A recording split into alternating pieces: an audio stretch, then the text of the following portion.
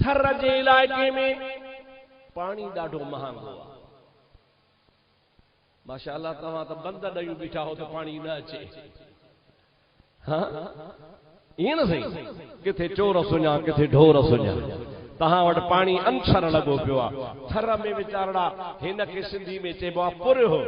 अहिड़ा 30-40 पुरह हेठि वारीअ में खूह खणंदा आहिनि। मुंहिंजा दा पोइ बि पाणी कोन निकिरंदो आहे, पर जे निकितो त वरी खारो। अलाए कीअं था थरी माण्हू वीचारा गुज़ारो कनि। अहिड़ो खारो पाणी जो असां त वुज़ू बि करे कोन सघंदा आहियूं। शाबस आहे माण्हुनि खे।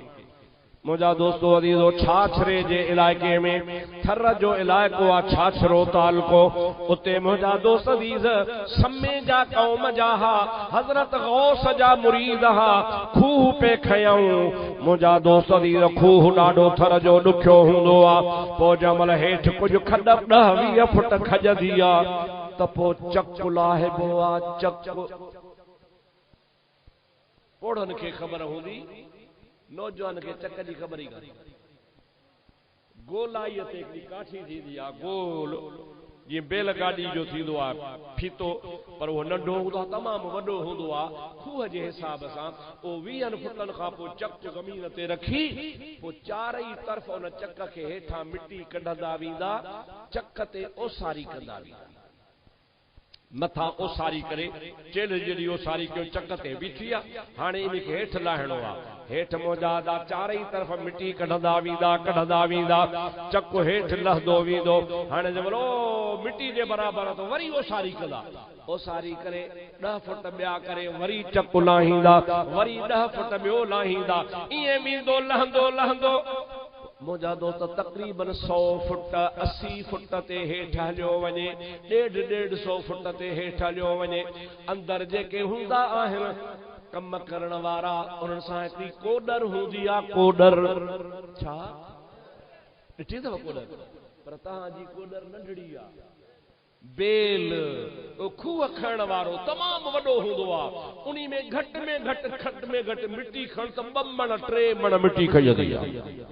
उनमें मज़बूत रसो हूंदो आहे। ऐं उहो रसो छाजो हूंदो आहे? धगे जे चंब जो, टुटे न। वो गिरणे ते 20 माण्हू उनखे छिके कढंदा आहिनि। उहे ॿजणा अंदरि हूंदा आहिनि। खोलींदा वेंदा, बेल सां मिटी कढंदा वेंदा, चक विहारींदा वेंदा। मुंहिंजा दोस्तो अज़ीज़ो, पोइ बेल खे वाग खे रोक लोॾींदा त हो मथे कढंदा, कढी उहा वारी ॿाहिरि उछलाईंदा। वरी ख़ाली बेल हेठि ईंदो आहे, वरी भरींदो आहे। ईअं हलंदे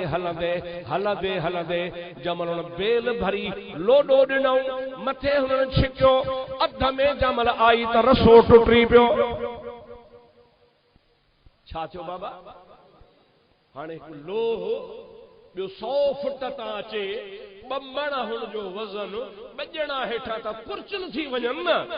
जीअं जो मुंहिंजा दोस्त जी रसो टुटो त हेठनि खे त ख़बर कान पई, पर मथियनि खे ख़बर पई त रसो टुटो आहे। हुननि जे ज़ुबान मां दाह निकिती, रसो सुबहावल हक़। छा चयऊं? रसगोस। हे असांजा मुड़ुस त विया मरी। दोस्तो अज़ीज़ो, 2 मिंट गुज़रिया, 5 मिंट गुज़रिया, 15 मिंट गुज़रिया, अधु कलाक गुज़रियो। सभिनी चयो त या बेल हेठि वई, 2 मरी विया, आवाज़ कोन पियो अचे। 10-15 मिंटनि खां बाद में हेठां सॾु थियो, अबा बेल काॾे वई? बेल मोकिलियो। बेल काॾे वई? जेका अध खूह मां हेठि वई आहे, हेठि पहुती कान, काॾे वई? मोकिलियो। मथियनि चयो कान पहुती आहे। चई न, चई निकिरी चो। ॿिन्ही खे ॿाहिरि कढी आया। बेल कान्हे, चई बेल कान्हे। कोडर कान्हे, चई कान्हे। काॾे वई? चई का ख़बर कान्हे का। मुरीदनि चयो असां पंहिंजे मुर्शिद खे सॾु कयो हो, खूह खे बंदि कयो, हलो त मुल्तान शरीफ़ हलूं। मुंहिंजा दोस्तो अज़ीज़ो, हितां वफ़द करे मुल्तान शरीफ़ विया। उहा कोडर, उहा बेल हज़रत गौसल आलमीन जे रोज़े जे अॻियां पई हुजे। सभई जो सल्लल्लाहु अलैहि या या रसूल अल्लाह वसल्लम अलैका या हबीब अल्लाह। काथे थर्रा काथे छाछरुआ काथे मुल्तान शरीफा मुरीद सदु कयो वा मुर्शिद साणी थियो वा अल्लाह सही खुद फरमायो वा हुन जा कन मां हो जा हुन जा हथ मां हो जा जेकॾहिं अल्लाह